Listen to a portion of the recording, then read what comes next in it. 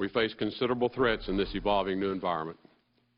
China has emerged as an economic power in global trade, and our interactions have been both friendly and adversarial. While Russia seeks respect and relevance on the global stage, its recent activities have disregarded America's interest. Radical Islam is not a new ideology, but it is hateful, deadly, and an illegitimate expression of the Islamic faith. My next guest says former Exxon CEO Rex Tillerson showed he is the right pick to lead the State Department. He's former CIA-trained senior defense intelligence officer. He's retired Lieutenant Colonel Tony Shaffer. He says reports that a successful global businessman can't handle foreign policy business greatly exaggerated. Good to have you, Lieutenant Colonel. Hey, how do you think Tillerson performed in answering these questions? Oh, very well. And I've heard from behind the scenes he had a number of really fruitful meetings with members of the Senate leading up to this. So I do believe he's the right man for the job for a couple of reasons. First, today he stated very clearly that we must be leading from a position of authority. And I think that's been the one key factor lacking in the Obama White House under both Clinton and John Kerry. There's been no leadership. It's been leading from behind. Secondly, to run a global business requires an extraordinarily difficult level of, I think, experienced level of leadership. But both Mr. Trump and Mr. Tillerson both bring to the table being able to run global enterprises, which is significant. And with Tillerson, you have to deal with a guy named Vladimir Putin, which is no small thing. And I'm one of those, I am not a Putin fan, but to deal with him, you have to have a balance of strength and reason. And I think that plus his discussion of the radical Islamic issue, I think he definitely understands what the threat is, and I think he's going to come into this with a very effective understanding of what needs to be done. What do you think of Tillerson taking a noticeably hawkish, harder line toward Putin and Russia than Trump has done? Let's go through what Tillerson said. He called Russia a danger to the world.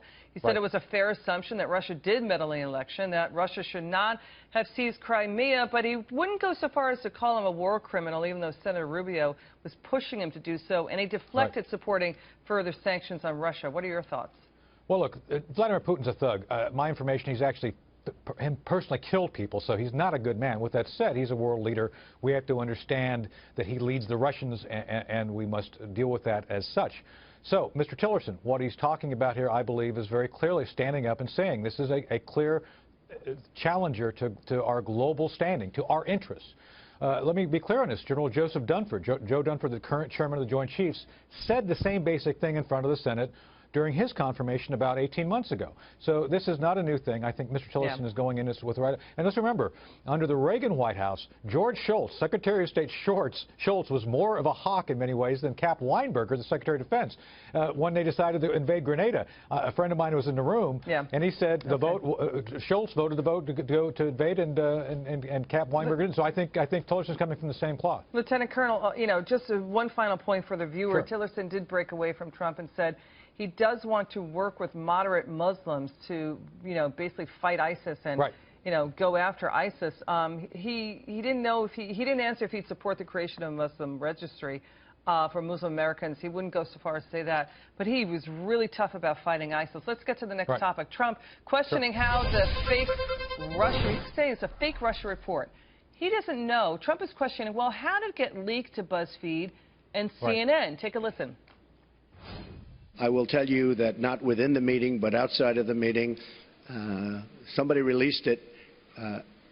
It should never have been, number one, shouldn't have even entered paper, but it should never have been released. But I read what was released, and I think it's a disgrace. I think it's an absolute disgrace. Let's talk about timing here. It comes a week after Donald Trump said he wants to restructure certain intelligence agencies. It comes during the hearings that are going on right now, right before the inauguration. Who is responsible for leaking this, do you think? My vote is John Brennan, personally. I think that because these guys in the media, especially the New York Times and Washington Post and others, have been accepting stuff at face value, I think it's got to be someone at that level.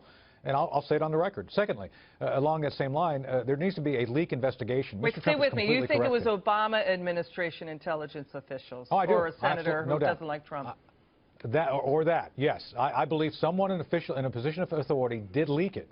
And there needs to be investigation, because if this was considered classified by this administration, there needs to be accountability. That's been something problematic here for the past 3 months. Ever since Mr. Trump's been in, there's been all these leaks to what I think the White House considers friendly media, and so it's got to be looked at, absolutely looked at. Thank you, retired Lieutenant Colonel Tony Shaffer.